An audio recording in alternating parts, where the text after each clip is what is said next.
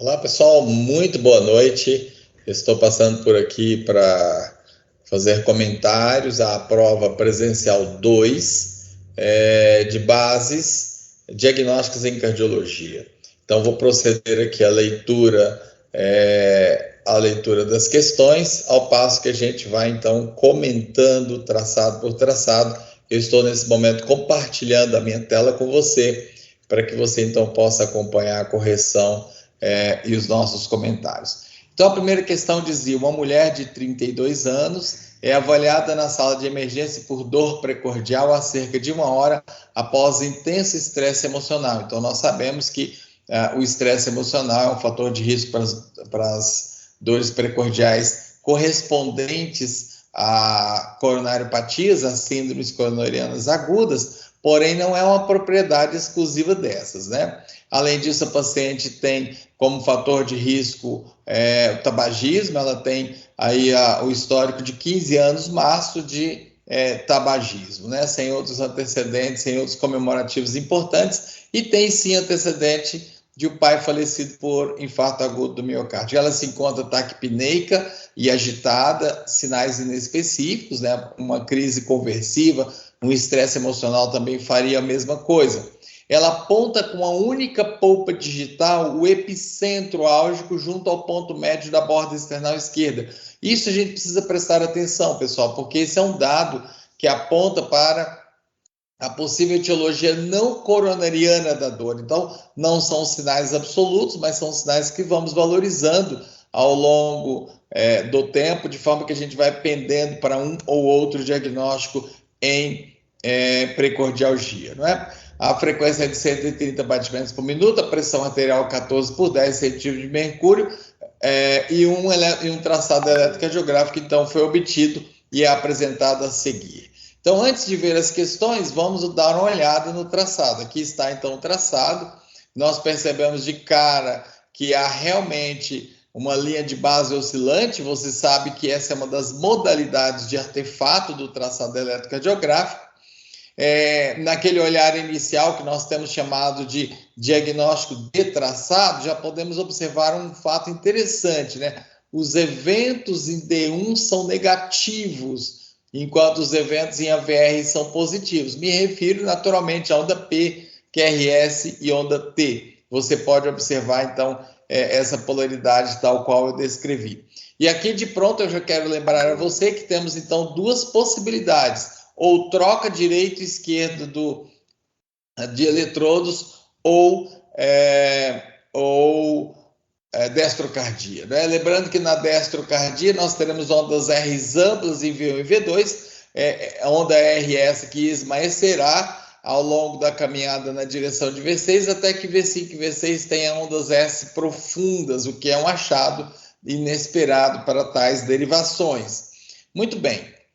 Então, posto isso, vamos às questões, vamos ao que se pede no traçado. Então, a primeira coisa, ele pede que nós marquemos a alternativa incorreta. Ele afirma, então, que são observações pertinentes, exceto. Primeiro, será pertinente dizer que há artefato de linha de base ondulante, possivelmente decorrente de movimentação do paciente? Como já dissemos, sim, aqui há uma perda constante da linha de base, criando esse aspecto ondulante, e uma das causas mais comuns é a movimentação do paciente. Portanto, a resposta correta não é essa que procuramos, porque aqui nós falamos daquilo que é pertinente, exceto.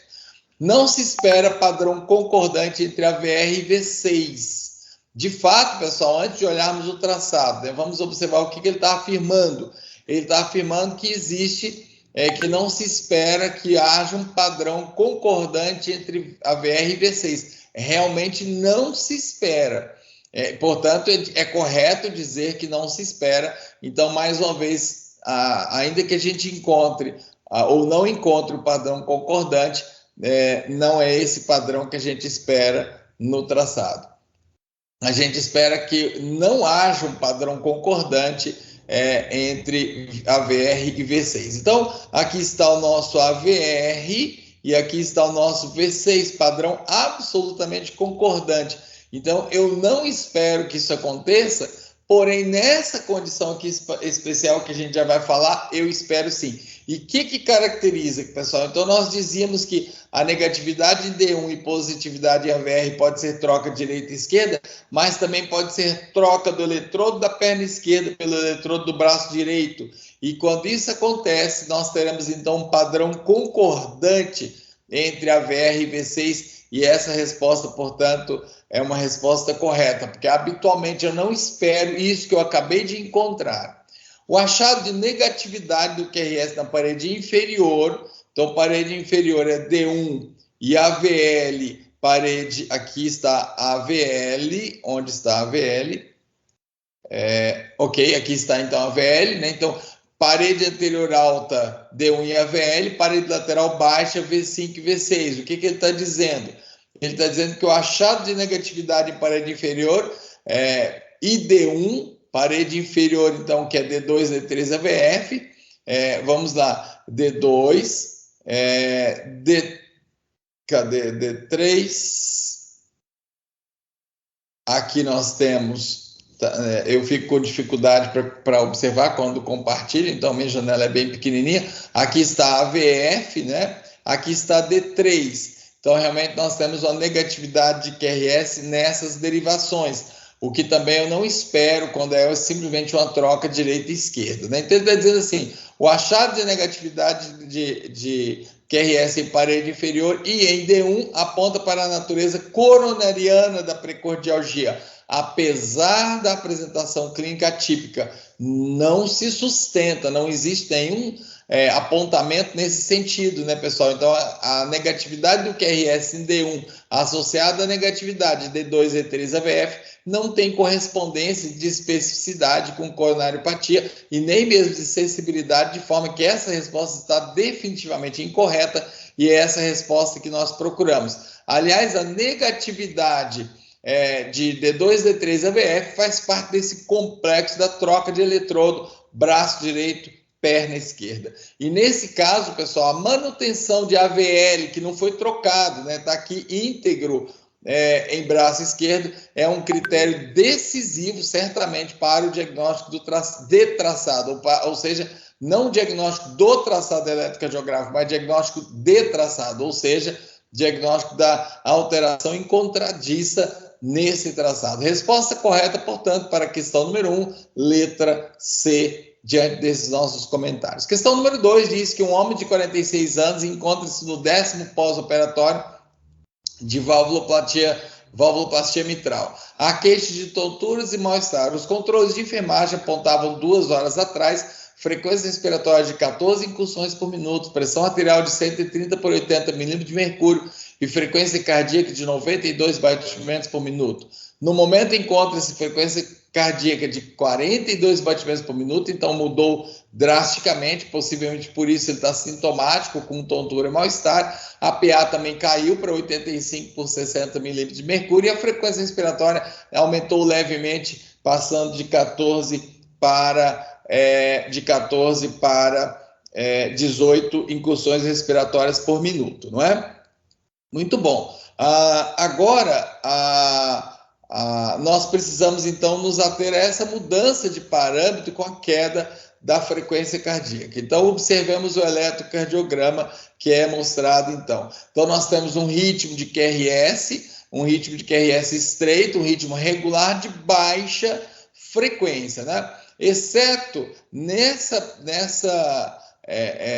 QRS que se antecipa aqui, que eu estou mostrando, em que eu consigo perceber um pequeno esboço de onda P, não há onda P, o que me leva a pensar em um ritmo nodal, para explicar um QRS estreito, regular, com frequência em torno de 50 batimentos por minuto, e quanto que falamos isso ao longo de aulas, né, pessoal? E a manipulação nas cercanias da válvula mitral é que faz com que haja dano dessa condução e a assunção do ritmo nodal. Muito bem, vamos ver as opções que nos dão. Bradicardia sinusal está fora, já vimos que não tem onda P sistematicamente acompanhando o QRS. O cálculo da frequência não concorda com o relatório da frequência ferida, também não é verdade, então questão dada, muito fácil, né? Trata-se de ritmo idioventricular, não, senhores. O ritmo idioventricular terá duas características, QRS aberrante, com duração prolongada e morfologia variável em relação ao QRS original, com frequências baixíssimas, em torno de 30 ou menos batimentos por minuto, portanto, não é essa. Finalmente, ritmo nodal, fato comum nas cirurgias atriais, particularmente com ressecção do apêndice atrial, é verdade. E o segundo batimento deve ser um extracístole, já que é uma onda P negativa em D1 e positiva em AVF. Resposta correta para essa questão, portanto, letra D para a questão número 1, e aqui sem grandes dificuldades. Um jovem aprendiz é avaliado com vista ao seu primeiro emprego. Há queixa de palpitações frequentes nas aulas de educação física e um histórico de irmão mais velho morto aos 22 anos, morte súbita em jogo de futebol. Analise o traçado e escolha a melhor resposta, né?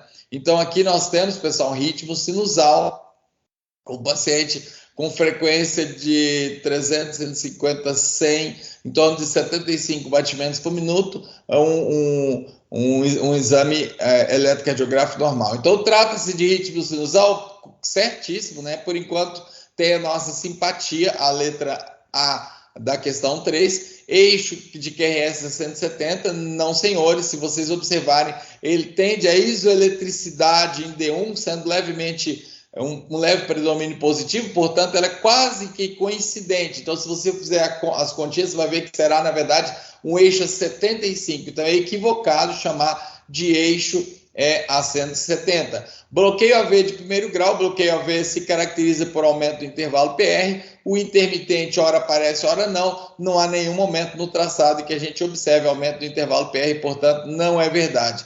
Supradesvelo de parede inferior é para ajudar, né? Não tem, é uma questão dada aqui de graça, não tem, em D2, D3 AVF, não tem nenhuma circunstância que nos permita imaginar que o ponto J está elevado. Portanto, resposta final correta, letra A, e estamos, então, diante de uma condição de ritmo sinusal eletrocardiograma normal. Questão número 4, um homem de 92 anos sem antecedentes patológicos conhecidos é avaliado na sala de emergência por conta de eventos de perda de consciência há cerca de 12 horas, num dos quais se presenciou perda de controle esfincteriano vesical. Seu eletrocardiograma de admissão é apresentado abaixo. A melhor resposta para esse caso é, o que eu preciso notar, pessoal? Aqui há um vácuo onde não existe inscrição de onda P, com o intervalo PP, o dobro do intervalo PP básico do traçado, né? Portanto, aqui nós temos duas condições possíveis, ou parada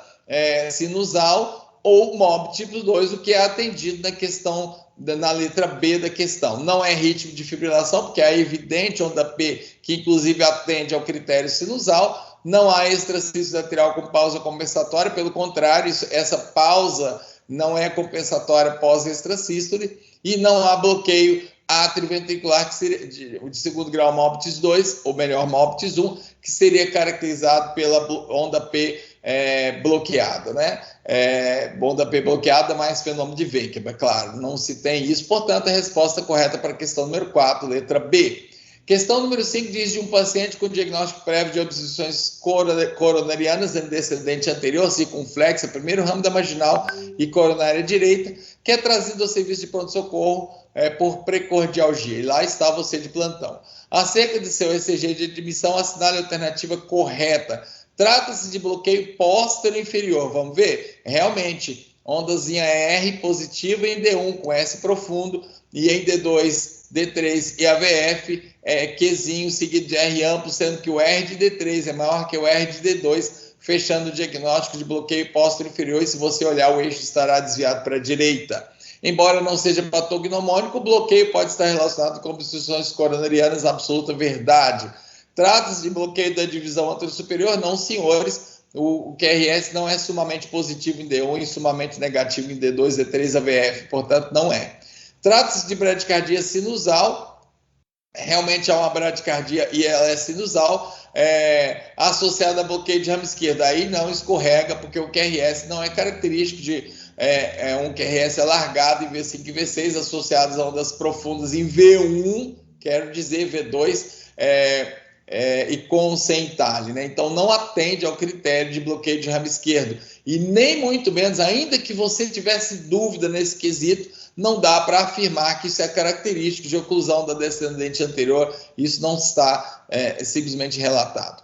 Letra D diz: o achado de que QRS é menos 75 graus e segmento PR em desnivelo aponta para infarto atrial associado a acometimento isquêmico de VD. Não, esse dado não se sustenta e nem muito menos o eixo está menos 75, portanto estaria desviado para a esquerda, isso não é verdade.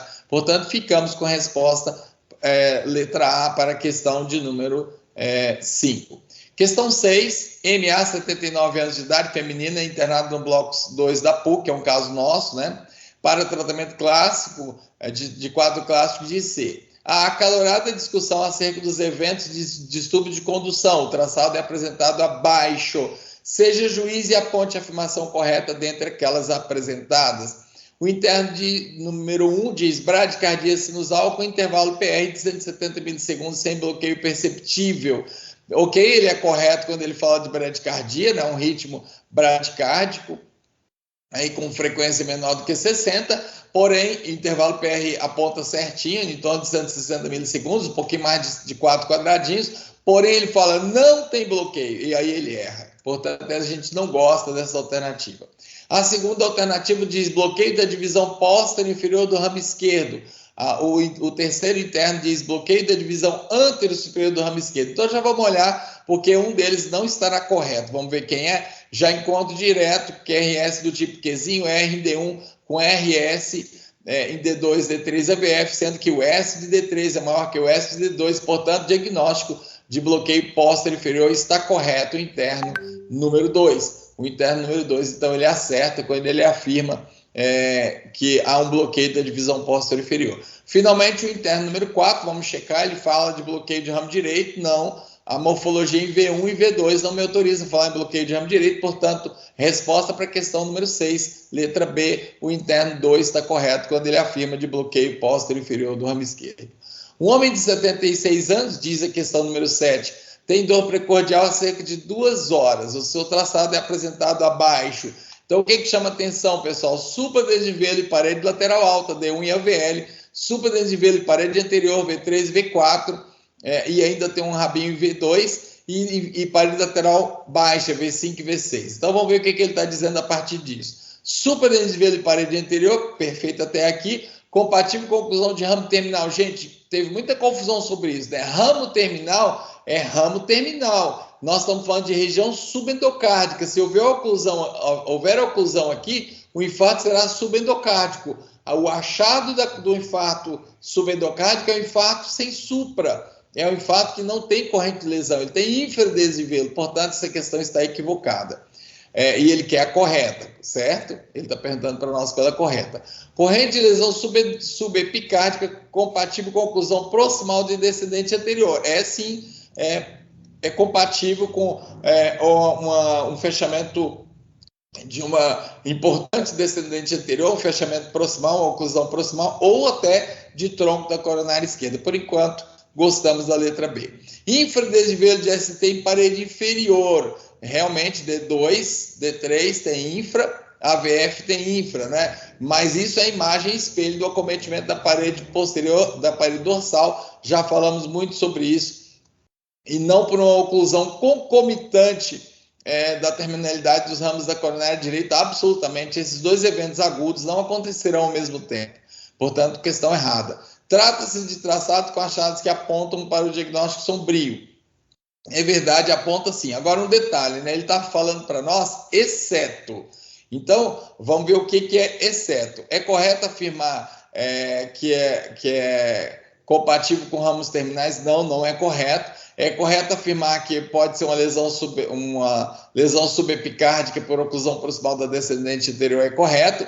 O infradesnivelo de ST não corresponde. Eu engoli o não aqui. Então, agora essa questão acabou de ser aceita, porque ela não corresponde à corrente de lesão subendocárdica por oclusão da terminalidade dos ramos da coronária direita, e trata-se de um achado de prognóstico sombrio. Sim, senhores, todo infarto anterior extenso tem prognóstico sombrio por conceito. Portanto, resposta correta, eu não posso admitir a letra A, ela está errada, quando eu afirmo que o supradesnivelo é compatível com a oclusão dos ramos terminais do tronco coronariano esquerdo, resposta correta. Muito bem.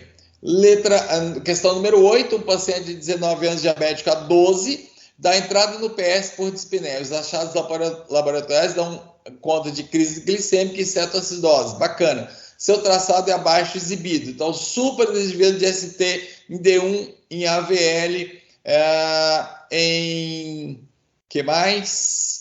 V5 e V6, tem um suprinha, basicamente D1 e AVL. Vamos ver o que ele pergunta. Alterações de onda T típicas de hiperpotassemia. Realmente ele tem onda T que apicula em parede lateral, mostrando que há um acometimento. V4 também, né, que é um acometimento aí dessa região de forma aguda, porém não caracteriza hiperpotassemia, porque ela não é disseminada em todas as derivações.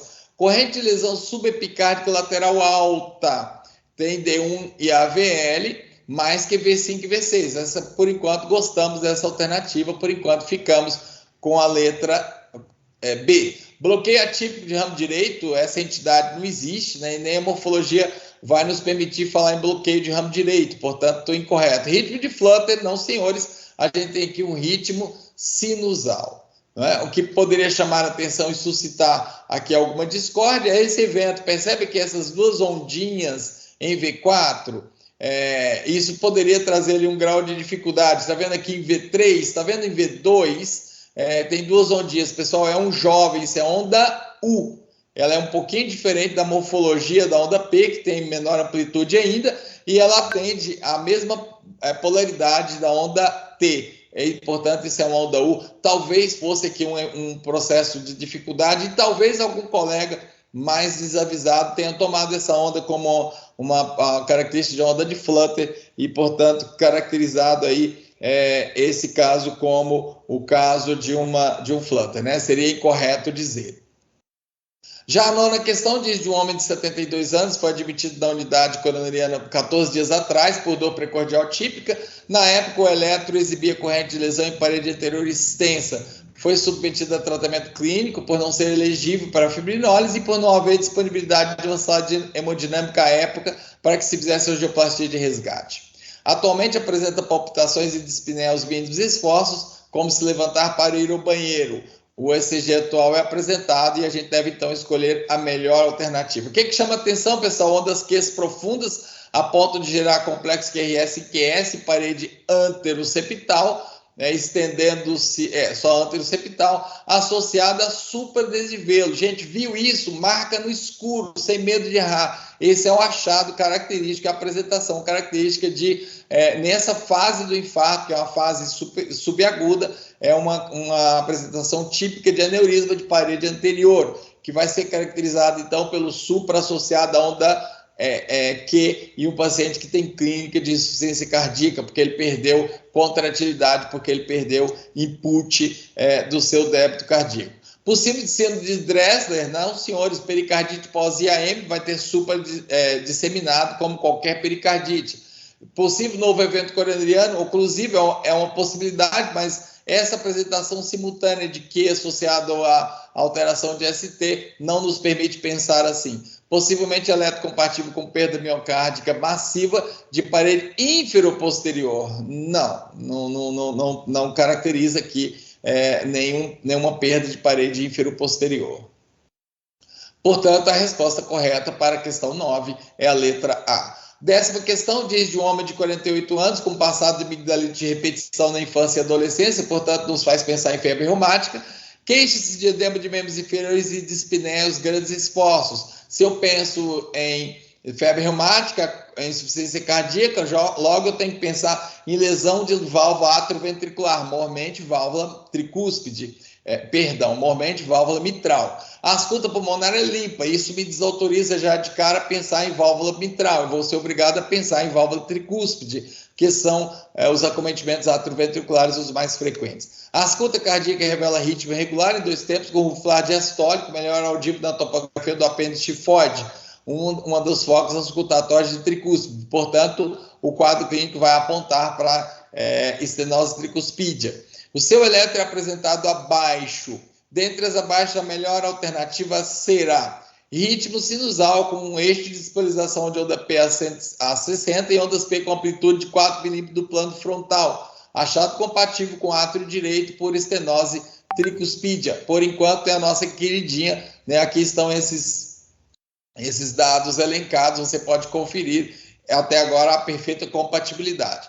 Intervalo PR é fixo, com cerca de 220 milissegundos, caracterizando bloqueio AV de primeiro grau. Achado típico na estenose mitral, causando crescimento arterial esquerdo, ou seja, um achado típico no crescimento arterial esquerdo causado por estenose mitral absolutamente equivocado, né? Não há uma duração de 220 milissegundos, pelo contrário, a gente está aqui em torno de 160, 170, uns 180 milissegundos, e ainda que houvesse mais que 200, configurando bloqueio de primeiro grau, não é esse um achado típico da crescimento arterial esquerdo por estenose mitral. Complexo QRS com aumento súbito de amplitude de R de V1 para V2, né? Você pode notar isso aqui.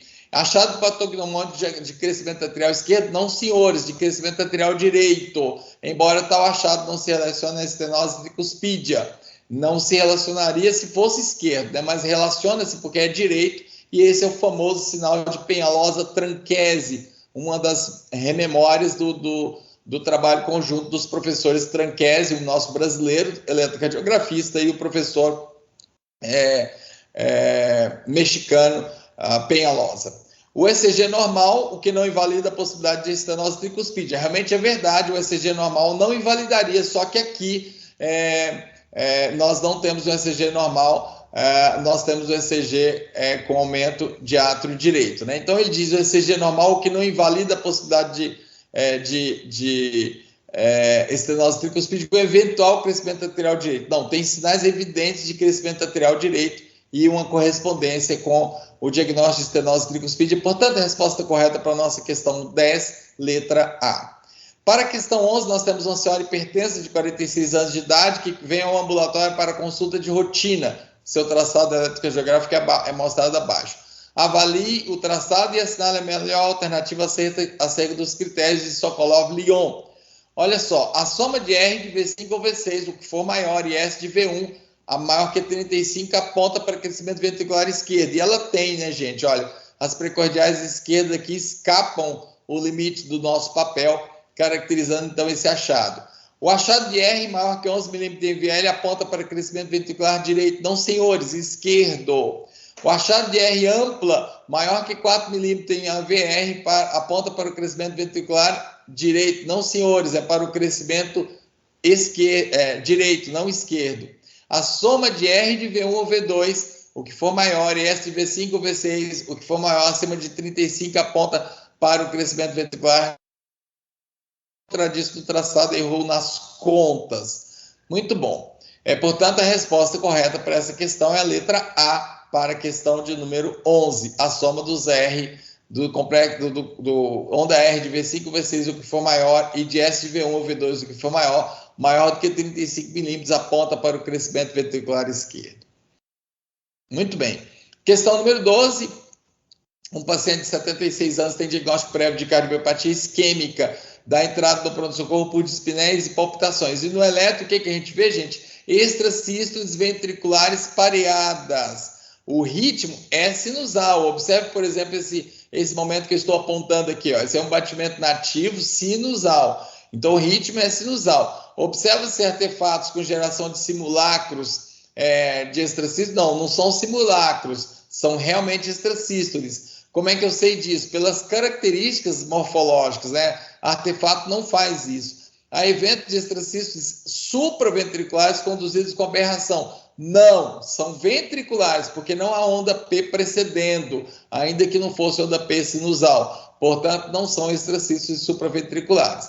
Finalmente, a concordância dos eixos do QRS, dos batimentos ativos do QRS e dos batimentos aberrantes, demonstra a origem parasinusal do foco. Só que não há concordância do eixo dos batimentos extrasistólicos e do QRS nativo. Portanto, a resposta correta para a nossa questão aponta para a letra A, ritmo sinusal, resposta correta.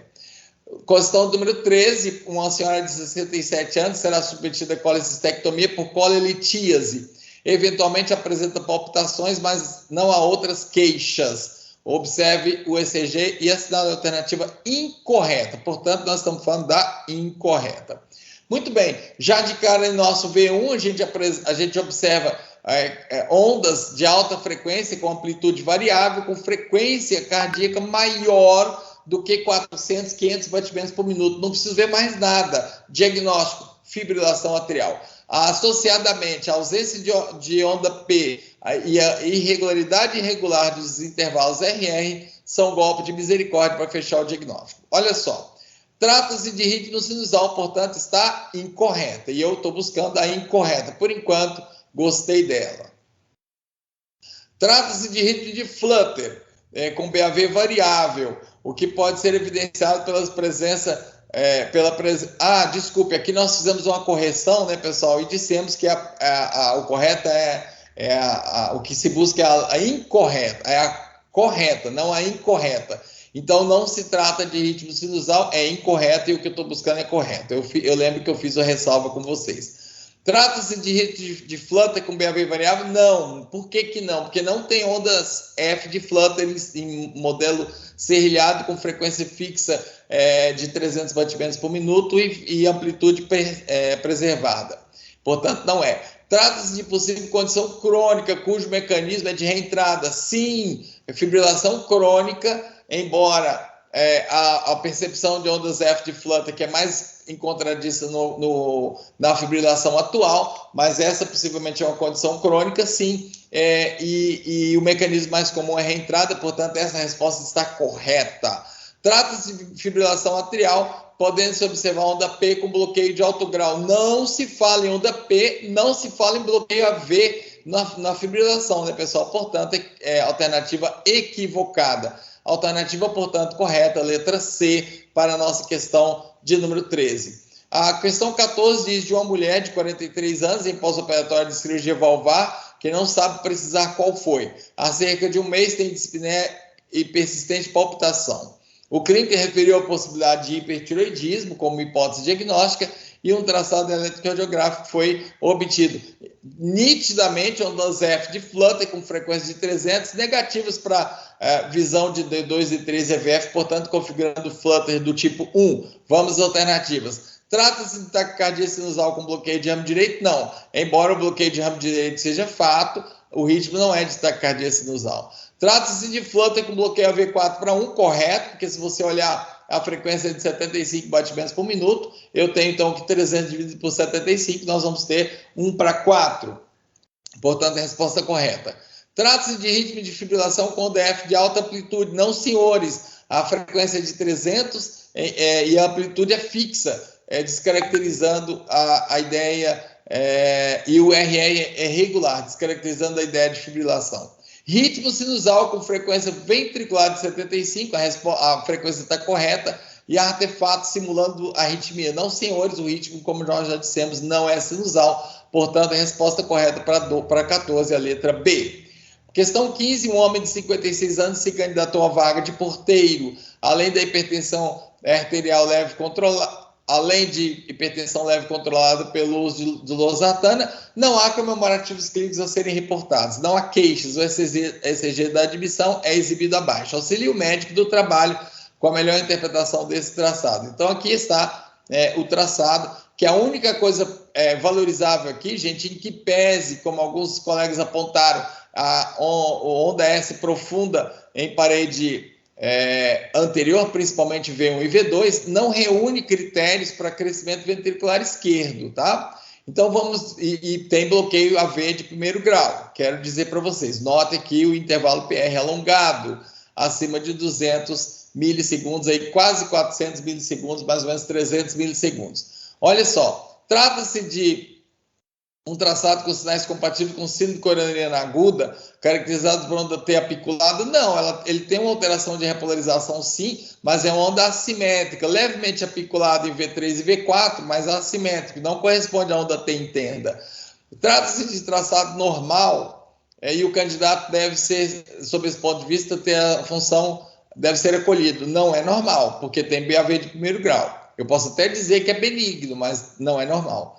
Trata-se de condição em que o tempo decorrido entre a liberação de estímulos das regiões sinusais e o alcance das salas nodais está maior que o esperado. Claro, BAV de primeiro grau, sem, no entanto, significado clínico em si mesmo. Corretíssimo, essa é a nossa queridinha questão correta, letra C, alternativas correta para a questão de número 15. Trata-se de uma condição em que a hipertensão arterial promoveu o espessamento parietal ventricular esquerdo, configurando o crescimento ventricular esquerdo impeditivo do exercício laboral pretendido. Quem disse que ter hipertrofia ventricular esquerda é uma contraindicação para o exercício da atividade porteira? E quem disse que há crescimento ventricular esquerdo caracterizado nesse traçado? Portanto, mantemos a resposta correta como alternativa C. Questão número 16, uma mulher de 56 anos tem queixa de epigastralgia e vômitos há cerca de 2 horas. Nós já nos alertamos de que nem sempre epigastralgia será relativa a alterações do aparelho digestório, pode ser coronariana. Ela é diabética e hipertensa sem fidelidade ao tratamento. E o traçado é apresentado abaixo com flagrante supradesvelo de ST em parede inferior, como vocês podem notar em D2, D3 e AVF. Portanto, eu já sei que tem uma corrente de lesão subepicárdica em parede inferior. É só agora procurar essa alternativa. E vai coincidir isso com a letra C, mais uma vez, corrente de lesão subepicárdica em parede inferior. Resposta correta para a nossa questão de número 16. Questão número 17 diz de uma senhora diabética, obesa, hipertensa de 62 anos, no PS por dor precordial. Porta relatório do cardiologista ao clínico, que a acompanha no serviço de medicina da família, informando de ECG normal prévio, há cerca de 20 dias. Então, ele relata, olha, o eletrocardiograma está normal. Observe o eletrocardiograma e opine. Então, quando você vê, ele tem QRS do tipo R, predominantemente R em D1, com S em D2, D3 e VF, em que o S em D2 é maior que o S em D3, caracterizando bloqueio da divisão antero-superior, não póstero-inferior, como está aqui. Diante disso, isso condena a questão. Então, essa questão será anulada e a pontuação considerada para todos. Portanto, não é um bloqueio do fascículo póstero-inferior, e sim do antero-superior. No entanto, é valorizável porque pode ser um achado coronariano. Infradesvelo de ST em parede inferior, D2, D3 e VF. Não, tem ínfimo em parede lateral, como AVL e D1. Pode configurar corrente de lesão subendocárdica, não nessa parede, não nesse caso. Supradesvelo de ST em parede anteroseptal, não tem. O ponto J está alinhado nessa parede. Então, não vai configurar oclusão coronariana troncular de coronária esquerda, de tronco da coronária esquerda. E, finalmente, onda Q em parede inferior, realmente, se a gente observar lá na parede inferior, há uma formação de Q, porém, a causa não é por conta de uma zona inativa, como se poderia pensar, e se fosse coronariano, não configuraria isquemia subendocárdica, configuraria-se fibrose. E por que não é? Porque a duração não é maior do que 50 milissegundos, ela não chega a um quadradinho, como vocês podem observar. Portanto, a resposta correta seria a letra A, se estivesse correta a afirmação de antero superior e não de póstero inferior, como ficou grafado errado.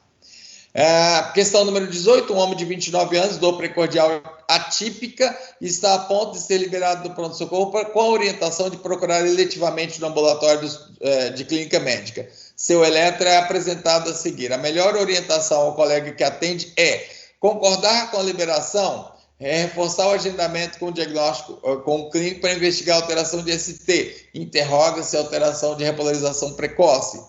Discordar da orientação, solicitar angiocoronariografia de urgência, interrogando-se oclusão do tronco da coronária esquerda. Pessoal, gravem esse padrão de onda P, isodifásica do tipo plus-minus em parede anteroseptal. Isso é conhecido como síndrome de Wellens e é a iminência da oclusão de ramo importante do território coronariano esquerdo, inclusive o tronco da coronária esquerda.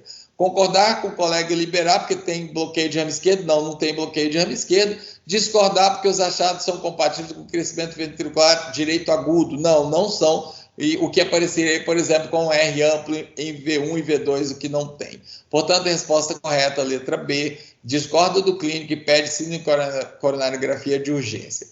Questão número 19, um paciente hipertenso de longa data se recusou a submeter a uma investigação de ureia de 110 e creatina de 4. O que é isso, né, gente? Ele deve estar entrando em doença renal, já que é um hipertenso de longa data.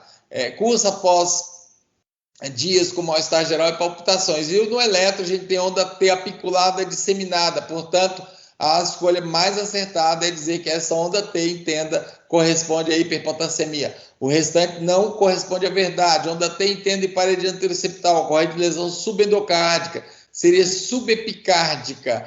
Onda P bifásica com segmento inicial maior que o terminal, bloqueio interatrial de Bayes. Realmente o bloqueio interatrial existe, portanto, porém, essa onda que se fala em parede anteroseptal não é uma onda P bifásica. E, finalmente, onda P dupla não está presente no traçado, então nem cabe comentário. Portanto, a resposta correta para a questão número 19, letra A. Eu espero que você esteja indo muito bem aí computando o seu 10, então vamos configurá-lo. De questão derradeira, questão número 20, um homem é trazido para o atendimento por síncope. Apresenta um ECG de base e outro ECG é obtido no atendimento. Ao analisar os fragmentos de D2, não de D1, de D2, AVF V1, escolha a alternativa correta. Então, gente, vamos garimpar aqui, ó. O paciente está em ritmo sinusal com bloqueio AV de primeiro, que é perceptível pelo aumento do intervalo PR. E aqui tem um batimento extrasistólico, que é precoce, não é prescindido de onda P, é aberrante, tem duração e morfologia totalmente diferente do complexo QRS de base e é seguido de pausa compensatória. Não há dúvida, extrasístoles ventriculares. E aí, quando a gente olha em V1, esse é o batimento nativo, com morfologia característica de bloqueio de ramo direito. Então, vamos às assertivas. ECG de base, ritmo sinusal, correto. Bloqueio AV de primeiro grau, correto. Então, acertamos, aprovamos a assertiva número 1. Distúrbio de condução do tipo bloqueio de ramo direito no ECG de base. Já comentei, perfeito. Portanto, aceitamos as assertivas 1 e 2. Presença de extracístoles ventriculares frequentes no ECG de base. Sim, senhores, olha quanta. Frequentemente ele tem extracístoles ventriculares. Mais uma vez, aprovamos a questão assertiva de número 3. Agora o ECG da síncope apresenta taquicardia ventricular não sustentada. É verdade. Ele tem eventos de taquicardia, mas ele não sustenta, retornando ao ritmo basal sinusal, caracterizando taquicardia ventricular não sustentada. Mais uma vez, isso é verdade. ECG da síncope, taquicardia ventricular, eu falei, né? Número 4. Número 5, ECG da síncope, foco arrítmico ventricular, ora monomórfico, ora polimórfico. Concordo com isso, porque ora há pareamento morfológico dos eventos de QRS, ora há um parâmetro não monomórfico, portanto, focos complexos surgindo aí simultaneamente. Após analisar, e é somente após analisar, pessoal, não adianta vir tentar por eliminação sem avaliar as alternativas, como vocês tentaram fazer. Após analisar as assertivas, escolha a alternativa que representa uma afirmação incorreta. As afirmativas 1 e 2 são corretas? Essa não é incorreta, essa é correta, mas não necessariamente envolvidas com o evento de 5, corretíssimo. O bloqueio AV de primeiro grau e o bloqueio completo de ramo direito não estão relacionados ao evento de taquicardia ventricular, portanto, e por síncope por conseguinte, né? Portanto, essa está correta, não será a nossa escolha. As afirmativas 3, 4 e 5 são acertadas, e a 3 tem nexo causal com a 4 e 5. O que diz a 3? Extracístoles frequentes. É ela que dá o ensejo da taquicardia não sustentada monomórfica e polimórfica. Portanto, essa alternativa também está correta. As afirmativas 1 e 2 são corretas, até aqui tudo bem. E não deve ter efeito sinérgico na geração do segundo traçado, ou seja, não há uma somação de efeito entre bloqueio AV de primeiro grau e bloqueio de ramo direito para ensejar, para produzir as arritmias da taquicardia ventricular. Portanto, essa alternativa está corretíssima para o desencanto de vocês que falavam que isso era uma impossibilidade. Agora vejam, as alternativas 1 e 2 estão incorretas. Isso é incorreto afirmar. No entanto, a afirmação 4 é acertada. Até aqui tudo bem, realmente a afirmação 4 é acertada. Caso a afirmação 1 fosse verdadeira, ou seja, dizer que tem um bloqueio AV de primeiro grau, o mecanismo fisiopatológico seria o mesmo da afirmação número 4. Não, senhores, o mecanismo de ensejo, de aparecimento da taquicardia ventricular não é o mesmo que leva ao aparecimento de bloqueio de AV de primeiro grau. Portanto, essa alternativa está absolutamente equivocada e a nossa escolha, portanto, para a questão número 20, a resposta correta é a alternativa D. Portanto, meus amigos, essa foi a nossa correção. Eu espero que vocês tenham acompanhado, espero que vocês tenham saído muito bem. E lembrem-se, amanhã, 6 horas da manhã, vai entrar no ar 2 provas. A prova substitutiva da prova online, substitutiva é a força de expressão, não é substitutiva, é para quem perdeu ou não se saiu bem, fazer uma média aritmética com a prova de amanhã. E a prova que vai apoiar a prova de hoje, para quem também achou que não saiu bem, não gostou da nota e quer tentar melhorar, a gente vai fazer média simples, tá bom? Então, é nesse sentido que vocês vão acatar as provas de amanhã. As provas de amanhã entram no ar às 6 horas da manhã, pontualmente, e se encerram no domingo. Atenção, domingo, pessoal, não vai perder prazo, por favor. Domingo, às 23 horas e 59 minutos, impreterivelmente. Tenha todos um belíssimo feriado, um belo final de semana. Até o próximo vídeo. Tchau, tchau.